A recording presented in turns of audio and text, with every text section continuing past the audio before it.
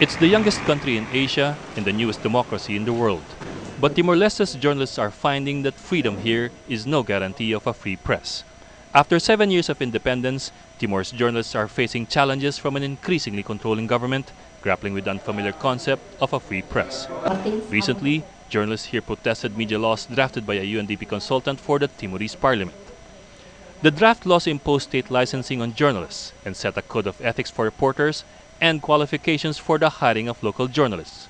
In our discussion, we object. We don't want to be licenses because journalist it's forefront of freedom of express. When you are licensing, means that you are limiting them to do their job. There's a lot of frustration, exasperation about the process, and a lot of very serious concern about the content of the drafts.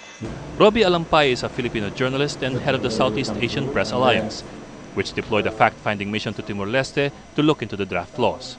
In the same way that Filipino reporters fight tooth and nail to preserve free press in the Philippines, he says media in new democracies must remain vigilant as new governments come to terms with a more critical press. That there's no need to rush this law, that it's better to have no law than a bad law. But the draft laws are not the only concern among Timor's reporters. Reporters have become targets not just of angry officials, but of criminal gangs and violent tribal groups that still have no concept of a free press. The economy is another problem.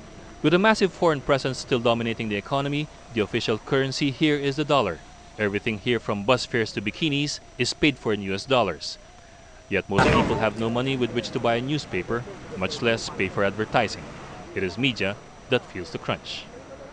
In the end, reporters here know that press freedom, like democracy, does not come easily or naturally, and that it is still a very long fight ahead.